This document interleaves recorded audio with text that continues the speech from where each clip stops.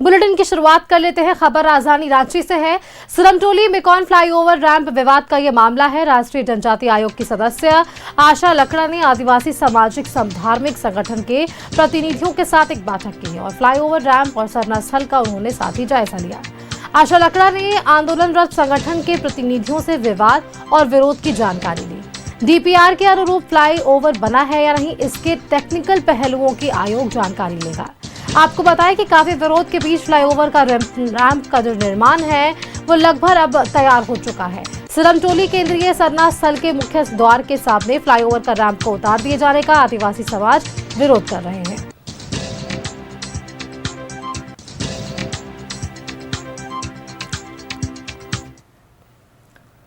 संवाददाता दीपक उराव हमारे साथ जुड़े हुए हैं। एक बार उनका रुख कर लेते हैं। दीपक, देखिए, जिस तरह से सरना अगर स्थल की अब बात करें और यहाँ पर फ्लाईओवर निर्माण की हम बात करें, इसका विरोध लगातार हमने देखा और आदिवासी संगठनों की एकजुटता भी हमने यहाँ पर देखी।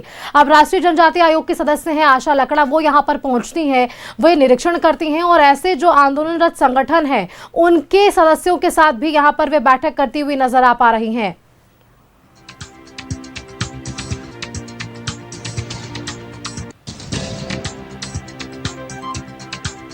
वापस से इनसे जुड़ने की जरूर कोशिश करेंगे, लेकिन देखिए सिरमटोली सरना स्थल का जो सरहा से यहाँ पर फ्लाईओवर रैंप का ये विवाद देखने को मिल रहा है। ऐसे में राष्ट्रीय जनजाति आयोग की सदस्य आशा लकड़ा ने इन आदिवासी संगठनों के प्रतिनिधियों से भी यहाँ पर मुलाकात की है। विरोध के कारण को जानने की उन्होंने कोशिश की है। रैंप और सरना स्थल का उन्होंने जायजा लिया है। पहलुओं की जांच हुई है, टेक्निकल पहलुओं पर यहां पर जांच हुई है। डीपीआर के अनुरूप फ्लाईओवर बना है या नहीं, इसके टेक्निकल पहलुओं की आयोग जानकारी देगा।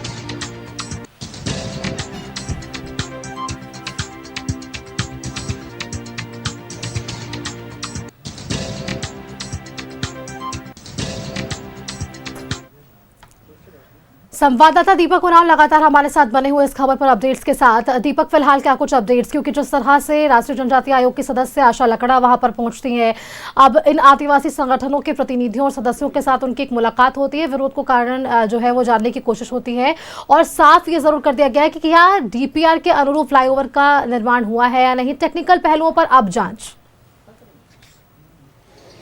जी बिल्कुल, देखिए सिरमटोली मेकॉन फ्लाईओवर का जो रैंप है वो सिरमटोली सरना स्थल के मुख्य द्वार के सामने उतारा गया है और इसी को लेकर के आदिवासी समाज का जो विरोध और आक्रोश है वो पिछले 3-4 माह से देखा जा रहा है। लगातार आदिवासी समाज के लोग अपनी जनभावना से राज्य सरकार को अवगत कराने की कोशिश किए, बावजूद इसके सरकार के स्तर से आश्वासन के अलावा कुछ नहीं मिला। अब तक जो है किसी भी तरह का कोई पहल नहीं हुआ और अंततः जो है काफी विवाद और विरोध के बीच जो है सिरमटोली का मेकॉन का जो फ्लाईओवर है वो पूरी तरह से लगभग बनकर तैयार हो गया। तो इसको लेकर के आदिवासी समाज का प्रतिनिधिमंडल ने राष्ट्रीय जनजाति आयोग को पत्राचार किया था, ज्ञापन सौंपा था और उसके बाद जो है राष्ट्रीय जनजाति आयोग की जो सदस्य है आशा लकड़ा वो खुद आज इस रैंप और फ्लाईओवर का रैंप और सिरमटोली सरना स्थल का जायजा लेने के लिए यहाँ पे पहुंची हुई है और तमाम टेक्निकल पहलू की भी जानकारी ली जा रही है कि जो डीपीआर बनाया गया था सिरमटोली मेकॉन फ्लाईओवर का, क्या उसी डीपीआर के तहत यह फ्लाईओवर बना है या फिर उस डीपीआर में कुछ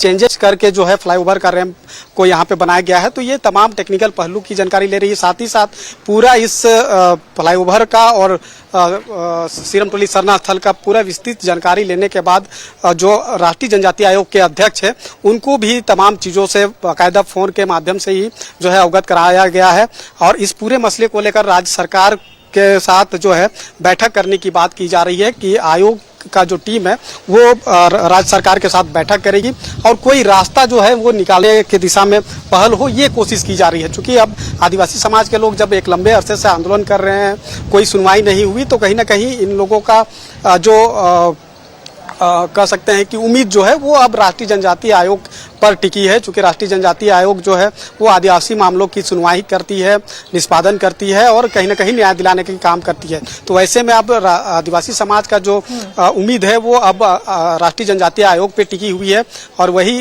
जो है राष्ट्रीय जनजातीय आयोग लेकिन दीपक, क्या ऐसे ये नहीं लगता कि फिलहाल लगभग ये निर्माण हो चुका है और अब डीपीआर के आधार पर टेक्निकल चीजों की जांच करना कहां तक उचित, क्योंकि इसके पहले भी कई बार आदिवासी संगठन ने अपना विरोध जताया, सड़कों पर आए, आंदोलन की रूपरेखा तैयार हुई और अब ये मदद?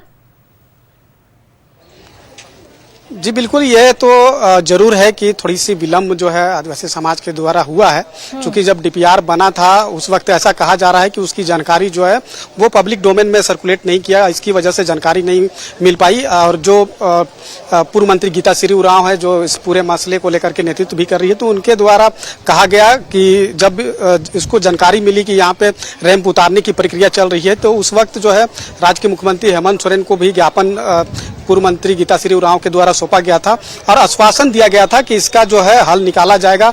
काफी गंभीरता से इन चीजों को मुख्यमंत्री ले रहे हैं, लेकिन वो गंभीरता कहीं न कहीं, तो अगर वहां पर मौजूद है तो कुछ लोगों से एक बार बातचीत कर उनकी राय लेने की कोशिश कीजिएगा कि इस पर क्या कुछ कहते हैं वहां पर मौजूद लोग।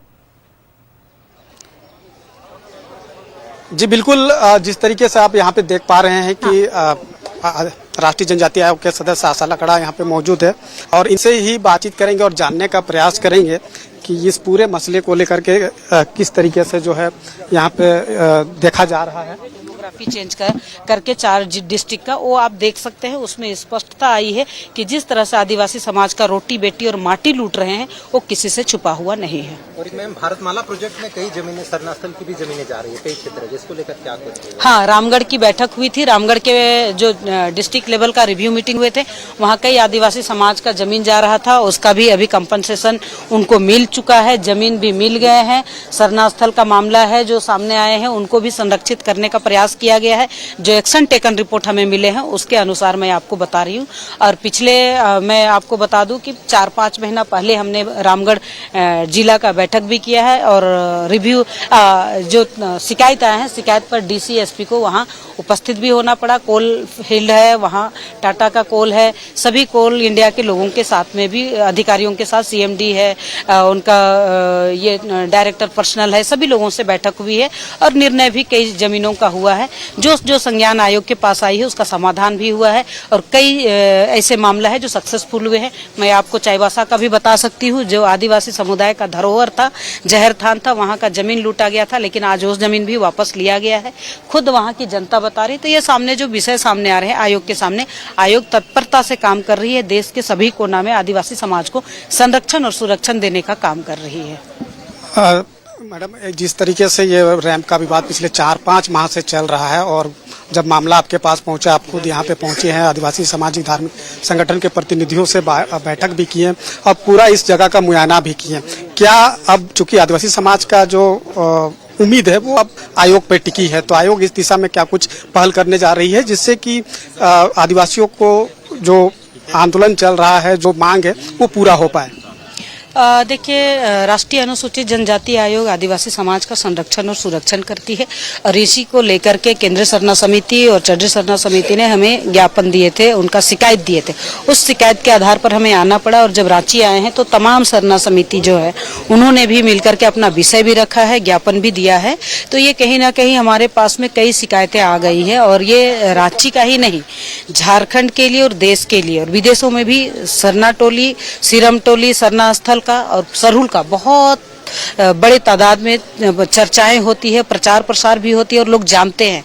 आदिवासी समाज का पहचान सरहुल से है, आदिवासी समाज का पहचान सरना स्थल से है, जिसको हम कहते हैं शेड्यूल ट्राइब जो है उनका एक धरोहर है, उसको बचाने का। और जिस तरह से झारखंड का ये राजधानी और हृदय स्थली में लाखों की संख्या में लोग शोभा यात्रा निकालते हैं, प्रोसेसन निकालते हैं, आप सामने देख सकते हैं। मैं सिरमटोली सरना स्थल में ही खड़े होकर के आपसे बात करी, जो रैंप उतारा गया है और रैंप कहीं ना कहीं दरवाजा पर उतारेंगे। लाखों की संख्या, अभी तो हम थोड़े बहुत लोग आए हैं, उसी में ये जगह पूरा पैक लग रहा है, तो इतने सारे लोग आएंगे तो प्रोसेशन कैसे चलेगा।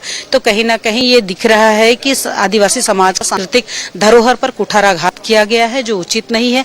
आयोग संज्ञान में ली है, आज राज्य सरकार को लेटर भी लिखेगी। और उन्होंने आज जो हमारा निर्धारित बैठक था राज्य सरकार के साथ में 3:30 बजे का, वो स्थगित हुए हैं अपरिहार्य कारणों से, और उन्होंने रिक्वेस्ट भी किया है आयोग से। तो आयोग सबका रिक्वेस्ट भी मानती है और 2-3 दिनों के बाद में पुनः हम बैठक के लिए करेंगे। राज्य सरकार खुद समय मांगेंगे, राज्य सरकार जो समय निर्धारित करेंगे उसके साथ हम बात करेंगे, और बात करने के बाद आगे का जो कार्रवाई है उसको हम करेंगे। और कानूनन तरीके से अगर देखा जाए तो हमारा जो कानून में प्रावधान है 10(8) में, उसमें स्पष्ट लिखा है कि अगर आयोग के पास कोई संज्ञान आता है और उनका जब अन्वेषण होता है, उनका जांच होता है स्थल का, और उस पर आयोग कार्रवाई करती है, उस पर मामला चलता है, तो सरकार से मेरा निवेदन होगा कि कानून का ध्यान में रखते हुए किसी तरह का कोई आगे का काम ना करे, ताकि आपको किसी तरह से ये किसी तरह का दो चार होना पड़ेगा। तो ये आयोग जो कह रही है, कानून का हवाला दे रही है, उसको पालन करना पड़ेगा राज्य सरकार से, यह मेरा निवेदन है। जो भी जानकारी आपको मिला आज बैठक के दरमियान, चाहे यहाँ आकर के, उसको कहीं न कहीं आयोग के अध्यक्ष को भी आपने अवगत कराया, क्या रिस्पॉन्स मिला? देखिए, बिना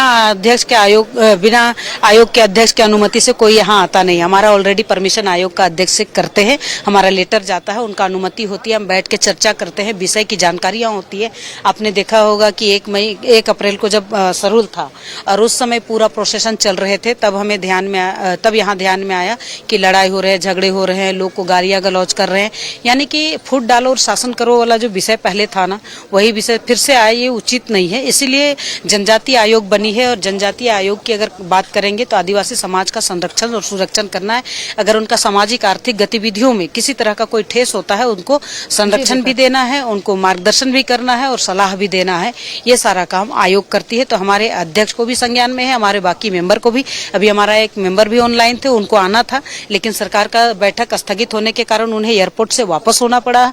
तो ये कहीं ना कहीं जो विषय है हमें तकलीफ है। हमारे आदिवासी ट्राइबल आयोग जो है उनको भी पूरा हृदय से लिया है, और हम इतना कह सकते हैं कि गंभीरता से लेते हुए हमारे अध्यक्ष ने, अंतर सिंह आर्य जी ने कहा कि इस स्थल को जाना चाहिए, बचाना चाहिए, और हमारा जो सांस्कृतिक धरोहर उसको बचा करके हमारे समाज का जो आशा और अपेक्षा है उसको पूरा करना आयोग का काम है।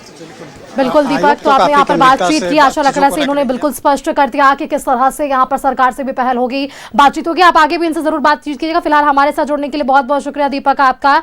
तो ये तमाम जानकारियां आशा लकड़ा की मदद से हमने सुना कि किस तरह से वो तमाम विषयों को लेकर सरकार के समक्ष भी जाएगी। अपरिहार्य कारण से आज वो बैठक नहीं हो पाई है, लेकिन 3 दिनों के बाद वापस से बैठक होगी।